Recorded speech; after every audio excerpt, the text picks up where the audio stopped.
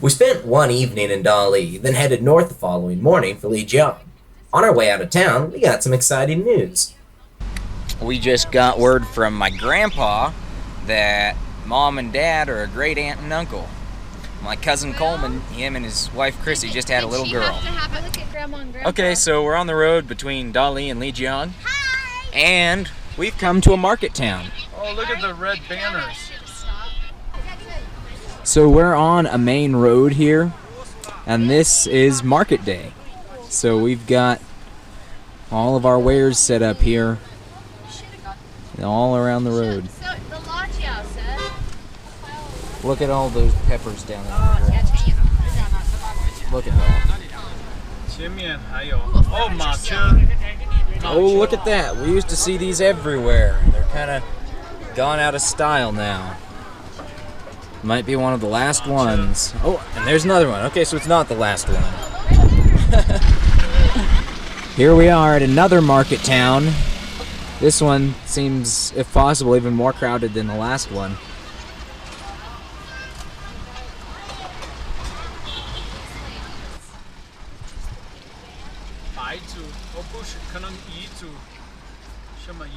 See all these dresses, like the head dresses and the like. These are all different minorities. They all have their own special way of dress. China. Look at this. We've got the windmills up there, and we've got the coal burning factory here. It shows you just how much it's changing, though. That thing's probably only 20 years old at the most. Could be from the Industrial Revolution. And then look up there. You've got giant windmills, hundreds and hundreds of them. Amazing. Look at these monstrous quarries.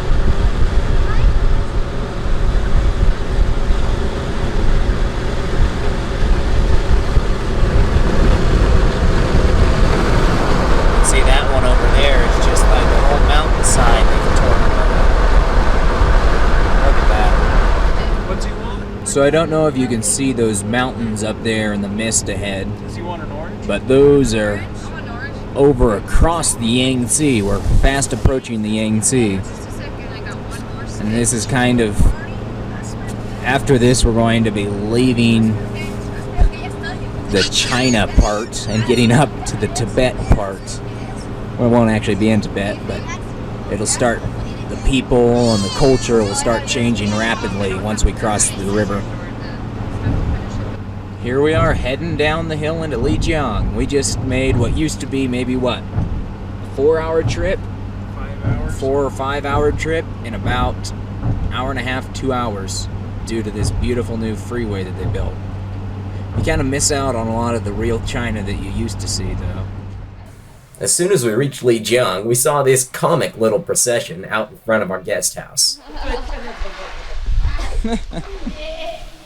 We got settled into our rooms at the guest house and then met up with our old friend Yaga. Went for a stroll around the old town. We're in Lijiang, and there is Old Town Lijiang, which is, I believe, a UNESCO World Heritage Site, and it's on like the top 10 destinations in China, top 20 destinations in the world, something like that for tourist travel. But it is extremely built up, extremely touristy. This place is pretty cool. This is more like Lijiang was maybe 10 years ago. Look at this, offering rides to the tourists. Little Tibetan ponies.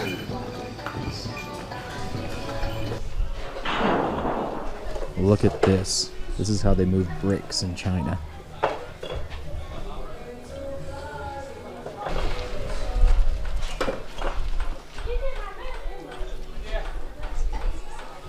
Look at this. Isn't that amazing?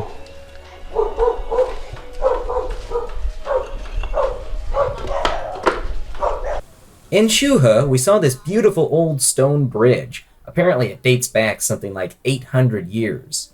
You see, this town was a major stopping point on the T-Horse Trail. Arlo, Efi? Arlo? Arlo, you know, there's not going to be a single have a single video of your face.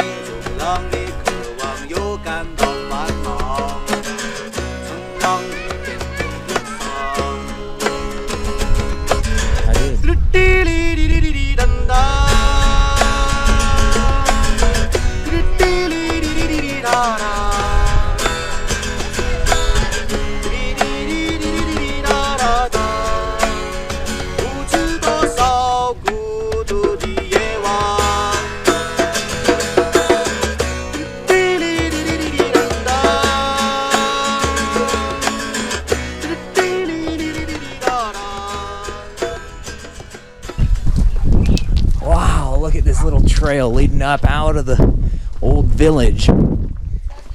This is how you find real China. Wow, look at this. Oh, look at that dog up there. He's a guard dog. Got that on video.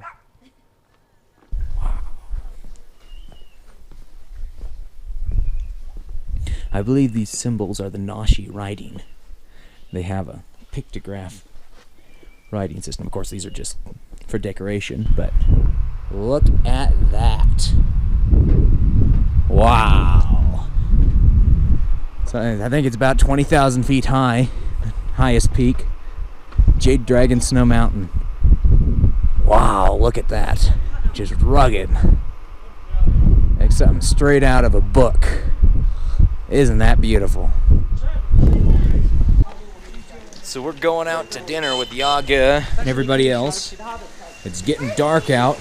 You probably can't see anything, but we're up here in the mountains, and once the sun goes behind the hills, gosh, it gets cold. It was nice and warm and balmy earlier when I was shooting all the videos of the old town, but gosh, it is cold now. That evening, we went with a few friends and listened as they rehearsed for the Christmas program they were putting on the next day. 我已听见主声音，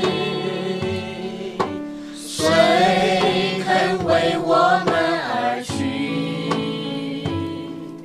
献上自己为活祭，是圣洁，是神所喜悦的。主，这是我的手，主，这是我的心，我完全降服你，我全然献给你。主，炼净我的手，主，炼净我的心，我无论何往必定跟随你。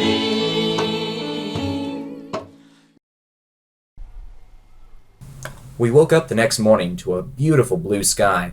The hills around Lijiang were just crystal clear, and the mountain, wow.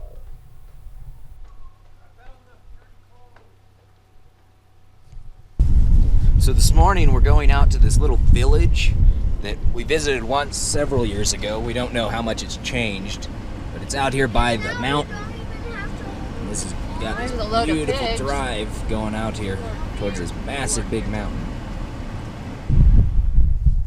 So after a long amount of time trying to find that village, we didn't actually find it on our drive, but we believe that's it over there. But unfortunately, we don't have time to go over there right now. That village, it was where Joseph Rock, a famous explorer in this part of China, I believe he was British, lived for several years in the 1930s and 20s. But yeah, but look at this beautiful view we've got here.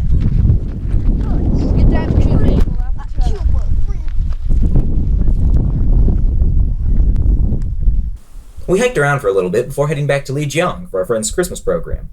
Unfortunately, I didn't get any video of that event. It's a real pity because that was just a really amazing experience. Later that afternoon, we headed back out towards the mountain. So we're back on the hunt for that village, and I think we found it now, although we are on the wrong road. We found it!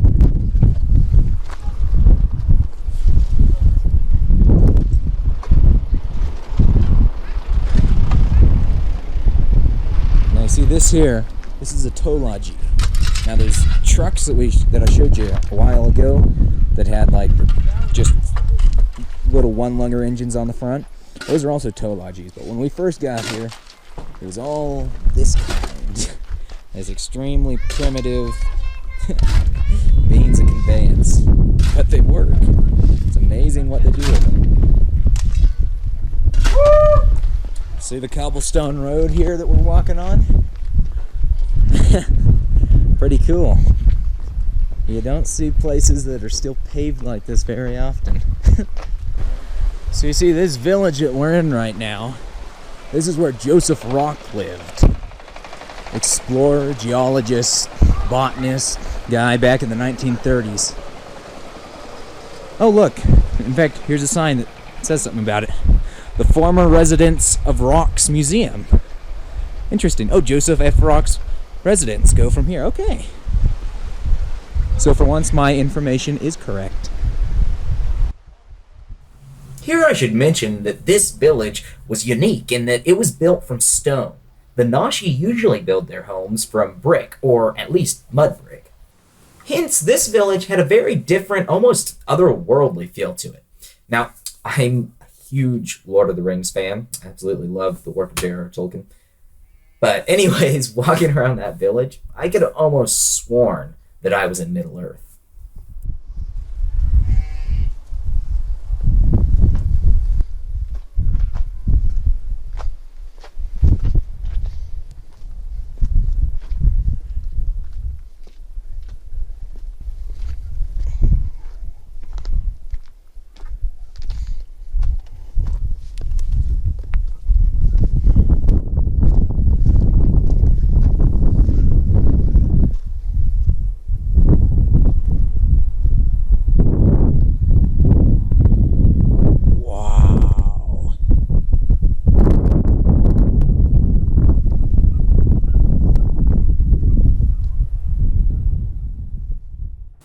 After spending quite a while longer in the village, which, by the way, is known as Yahoo, we went into Old Town Lijiang for the evening. Now, the ancient city of Lijiang is beautiful, but, unfortunately, commercialization and tourism has rendered it almost devoid of any original character. However, you still can find some interesting stuff. That evening, we stumbled into a little store that was slightly different than all the other shops. They had these old pictures of Lijiang on the walls. Turns out, the owner was a photographer who'd lived in Lijiang his entire life. He could actually remember Joseph Rock, and another of Lijiang's famous residents, Peter Gollard, who recorded his experiences in the book Forgotten Kingdom. Both men left Lijiang in 1949, before the communist takeover. Our friend said that he remembered Mr. Gollard as a very friendly and helpful man, whereas Rock was arrogant and had a terrible temper.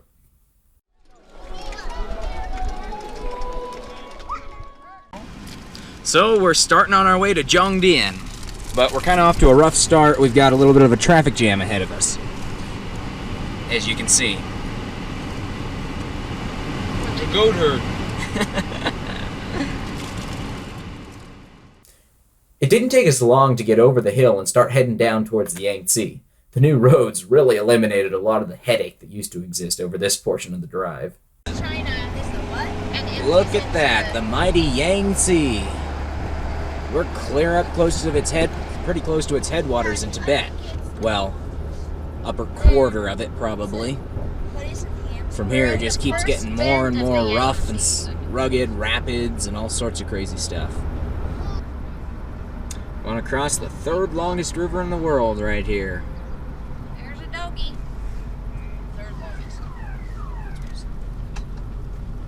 Here goes nothing. Hey, there's some foreigners taking pictures. Really? Look at that.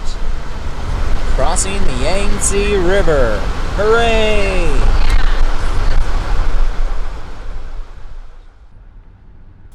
Well, thank you all for watching this episode of my China travels. I hope you're all enjoying them. Be sure and join me next time as we get up into the real high country and my favorite part of the trip. Come prepared for an adventure because we are going to be going in search of Shangri-La.